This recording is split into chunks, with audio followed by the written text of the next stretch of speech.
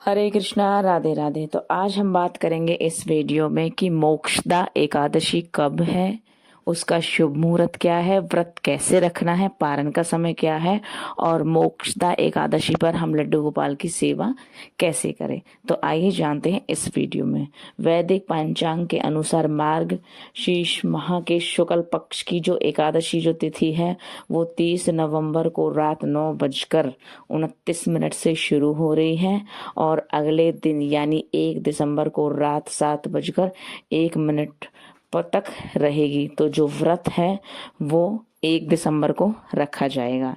ठीक है, यानी कि जो मोक्षदा एकादशी है वो 1 दिसंबर को है। अब बात करते हैं मोक्षदा एकादशी का जो व्रत है वो हमें कैसे रखना है। ठीक है, तो आपको क्या करना है, मोक्षदा एकादशी का जो व्रत है वो 30 नवंबर को ही शुरू हो जाएगा। तो आपको शाम के समय आपको बिल्कुल सात्विक भोजन करना है, यानी कि प्याज लहसुन उस भोजन में आपको नहीं डालना है। ठीक है, क्योंकि 10वीं तिथि से ही व्रत शुरू हो जाता है। उसके बाद आपको 1 दिसंबर को ब्रह्म मुहूर्त में आपको उठना है, आपको स्नान करना है, स्वच्छ कपड़े पहनने हैं। उसके बाद आपको मंदिर के पट खोलने हैं, भगवान को स्नान कराना है, आपको व्रत का संकल्प लेना है, आपको कथा भी साथ में पढ़नी है और जो भी आपकी मनोकामना है वो भगवान से आपको बोलनी है। दिन भर आपको भजन कीर्तन करना है और ये एकादशी बहुत ज्यादा महत्वपूर्ण है। अब क्यों, आइए बताती हूँ। इस दिन भगवान श्री कृष्ण ने कुरुक्षेत्र की रणभूमि पर अर्जुन को गीता का ज्ञान दिया था। ये बहुत ज़्यादा इम्पोर्टेंट है ये वाली एकादशी। ठीक है, और इस दिन यदि कोई भी आप किसी को भी भगवत गीता मतलब आप उपहार में देते हैं तो आपके जो सारे बुरे कर्म हैं वो सभी नष्ट हो जाते हैं, खत्म हो जाते हैं। तो भगवत गीता उपहार में आप मोक्षदा एकादशी के दिन दूसरे को, मतलब जो भी आप, कोई भी दोस्त है, कुछ कोई भी है, आप उसको दान कर सकते हैं। ये ऐसी एकादशी है जो हम सभी को मुक्ति दे सकती है। मोक्षदा एकादशी का मतलब है हम सबको मुक्ति दे सकती है। तो आपको ये व्रत जरूर करना है। जो कोई व्यक्ति इस मोक्षदा एकादशी के व्रत को रख लेगा वो भगवान के वैकुंठ पहुंच जाएगा और भगवान की प्राप्ति कर पाएगा। तो इसलिए इस व्रत को जरूर रखिए। और इस व्रत को हम निर्जल सजल सफल भी रख सकते हैं, आपकी मर्जी है, लेकिन व्रत जरूर रखिए। अगर कोई भी इंसान जैसे किसी भी मजबूरी से व्रत नहीं रख पाता है तो आप मोक्षदा एकादशी की कथा जरूर सुने।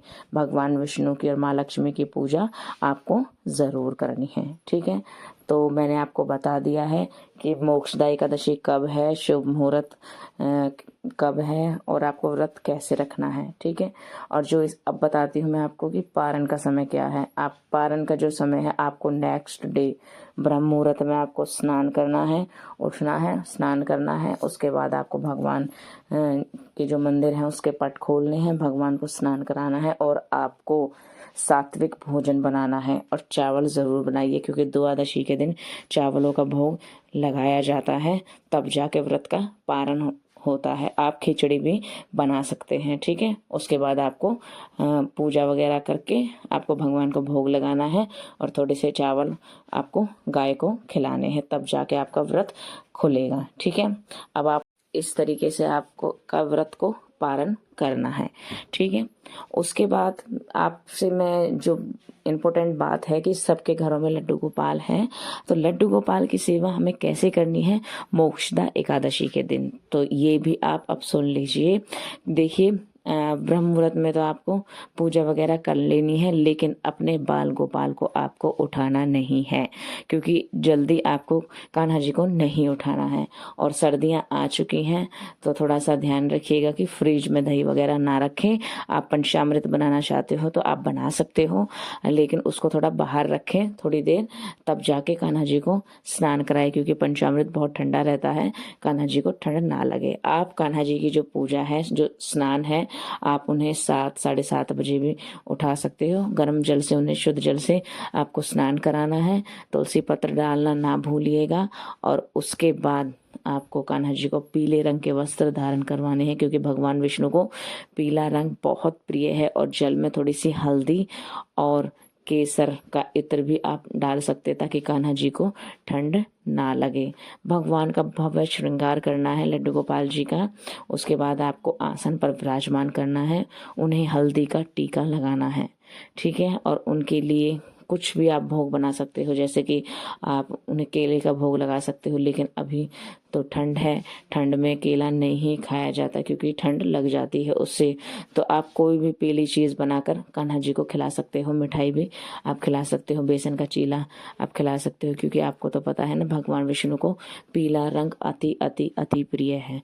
तो एकादशी के दिन, वीरवार के दिन हम अगर कान्हा जी को मतलब पीले कलर के वस्त्र, पीले कलर का भोजन या भोग लगाएं तो वो बेहद प्रसन्न हो जाते हैं। तो इसीलिए आपको कोई भी पीली चीज़ का आपको कान्हा जी को भोग लगाना है। फिर आपको अगर हो सके तो आप थोड़ा सा मक्खन निकाल लीजिएगा कान्हा जी को खिलाने के लिए, क्योंकि एकादशी के दिन अगर हम मक्खन का भोग लगाते हैं तो हमारे जो लड्डू गोपाल हैं बेहद खुश हो जाते हैं। तो आप मक्खन का भी भोग लगा सकते हो, ठीक है। दिन भर आपको भजन कीर्तन करना है, कान्हा जी की आपको सेवा करनी है। इस तरीके से आपको मोक्षदा एकादशी के दिन कान्हा जी की सेवा करनी है। ये नहीं है कि आप ब्रह्म मुहूर्त में उठ रहे हो तो आपने कान्हा जी को भी ब्रह्म मुहूर्त में उठा दिया है, नहीं। उन्हें थोड़ा सा लेट उठाएं, उसके बाद ही आप उनको स्नान कराएं, उन्हें बैठाएं। उसके बाद आपको क्या करना है, लड्डू गोपाल जी के सामने बैठकर भजन कीर्तन करना है। कृष्ण महामंत्र का आपको जाप करना है। आप मतलब एकादशी के दिन या वीरवार के दिन अगर कृष्ण महामंत्र का आप जाप करते हैं तो आपको दुगना फल प्राप्त होता है, ठीक है। उसके बाद आप थोड़ी सी जैसे कि कमरे वगैरह बंद कर दीजिए, हीटर चला दीजिए। अगर हीटर नहीं है तो आप थोड़ी सी आग जलाकर वहाँ रख सकते हैं मंदिर के पास, ताकि कान्हा जी को ठंड ना रहे। और आप इस व्रत में चाय कॉफ़ी मतलब मत पीजिए, उसमें कैफीन होता है और कैफीन का यूज़ नहीं होता है व्रत में। अगर एकादशी के दिन अगर आप थोड़ा स्किप कर सकते हो चाय कॉफ़ी को तो कर दीजिएगा, ठीक है। उसके बाद आपको शाम को आप जैसे कि आपने जैसा भी आपने व्रत रखा है, अगर आपने व्रत ऐसे रखा है कि आप लोग कोटू वगैरह के पूड़ी या आलू आप खाते हो तो आप वो बना लीजिए। सबसे पहले आप कान्हा जी को भोग लगा दीजिए, उसके बाद आप भगवान विष्णु की पूजा वगैरह करके और आप खुद उसको मतलब पा लीजिए। अगर आप निर्जल रखते हैं तो आपको थोड़ा सा पूजा करने के बाद थोड़ा सा जल पीना है, वरना वो जो हमारा व्रत है वो रोज़े में चला जाता है। जैसे कि मुसलमान जो लोग हैं वो रोज़े रखते हैं उसमें चला जाता है, ठीक है। तो थोड़ा सा जल हमें ज़रूर पीना है, जैसे कि थोड़ा सा पीना है, आधा सा चम्मच बस। उसके बाद आपको नहीं पीना है। जो लोग फल फ्रूट खाते हैं वो शाम के टाइम फल फ्रूट खा सकते हैं। तो इस तरीके से आपको ये व्रत रखना है। बिल्कुल सिंपल है, लेकिन एकादशी के व्रत ज़रूर कीजिए, ठीक है। वीडियो अच्छी लगी हो तो वीडियो को लाइक शेयर कमेंट ज़रूर कीजिएगा। कोई भी आपको क्वेरी है, कुछ भी आपको पूछना है, आप मुझसे कमेंट करके पूछ सकते हैं, ठीक है। और एक क्वेश्चन जो आया था जो बहुत ज़्यादा इम्पोर्टेंट है कि हमें एकादशी के दिन तुलसी में जल देना है। देखिए, राधा वल्लभ संप्रदाय में एकादशी के दिन तुलसी में जल दिया जाता है। तो मैं अपने गुरुजी यानी कि मेरे जो प्रेमानंद जी महाराज हैं, हमारे सदगुरु भगवान हैं, मैं उनको ही मानती हूँ।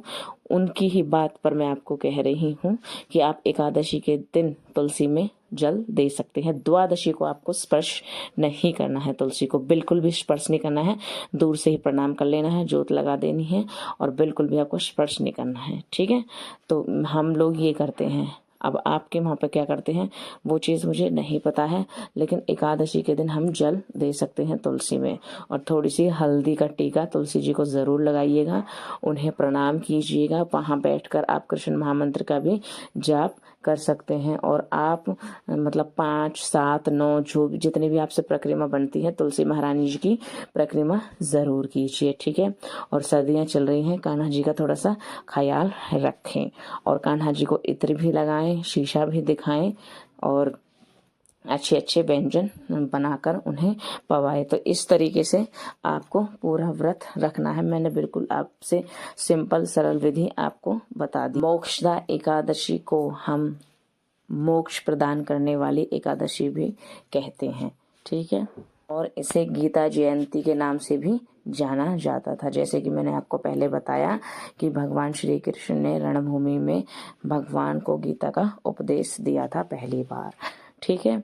उसके बाद जो मेन भोग बताया गया है मोक्षदा एकादशी पर भगवान विष्णु को यानी कि हमारे लड्डू गोपाल को माखन मिश्री का ज़रूर भोग लगाए और साथ में तुलसी दल का। इस चीज़ का ज़रूर याद रखिएगा।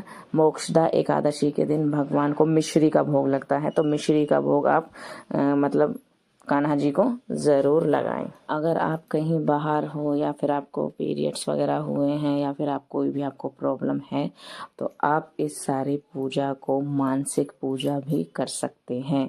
मानसिक पूजा भी मानी जाती है। प्रेमानंद जी द्वारा बताए हुए उपदेश को ही मैं आपको बता रही हूँ। मानसिक पूजा बहुत महत्वपूर्ण है। बहुत से लोग ऐसे होते हैं कि मोक्षदा एकादशी पर या कोई भी एकादशी हो पूजा पाठ नहीं कर पाते हैं या पीरियड्स हो जाते हैं, तो आप मानसिक पूजा भी कर सकते हैं, भगवान को मानसिक भोग लगा सकते हैं। ठीक है। और आपको लेकिन ज़रूर करना है। आप काउंटर से भी जाप कर सकते हैं। अगर आपके पास मतलब आप हाथ नहीं लगा सकते, स्पर्श नहीं कर सकते, काउंटर से भी आप जाप कर सकते हैं, लेकिन मोक्षदा एकादशी का व्रत ज़रूर रखें। ठीक है, क्योंकि ये बहुत इम्पोर्टेंट है हमारे लिए। और भगवान की सेवा के लिए हमें कोई बहाना नहीं ढूंढना होता है। हम मानसिक भी कर सकते हैं, अगर हम करने लायक हैं तो हम उनकी पूजा सेवा कर भी सकते हैं। और शाम के समय कान्हा जी को सुलाने से पहले आपको थोड़ी सी घी से या केसर वाले इत्र से या बादाम के इत्र से आपको मालिश करनी है, उन्हें दूध पिलाना है और आपको उन्हें जल्दी सुलाना है। ठीक है, ये नहीं है कि आप उन्हें 9 बजे तक बैठा के रखें, उन्हें जल्दी शयन करवा दीजिए। 8 बजे तक उन्हें आप शयन करवा दीजिए, क्योंकि ठंड बहुत हो रही है और कान्हा जी का ध्यान बहुत ज़रूरी होता है रखना। तो सर्दियों में आप जल्दी ही उन्हें शयन करवाएं तो ज़्यादा अच्छा है। जल्दी जोत बाती कीजिए, जल्दी भोग लगाइए और जल्दी ही उन्हें शयन करवाइए और लेट उन्हें उठाइए। ये नहीं है कि जल्दी उठाना है। ठीक है, सभी को राधे राधे।